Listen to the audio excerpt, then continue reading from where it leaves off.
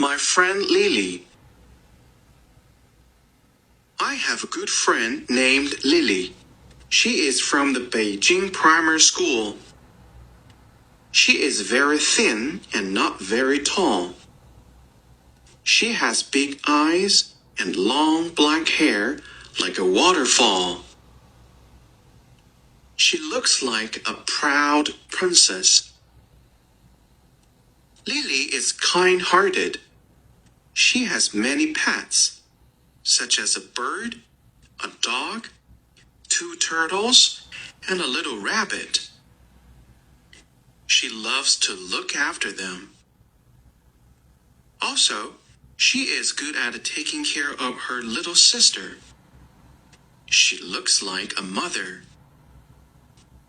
Besides, Lily likes to tell her friends funny stories. She looks like a little teacher.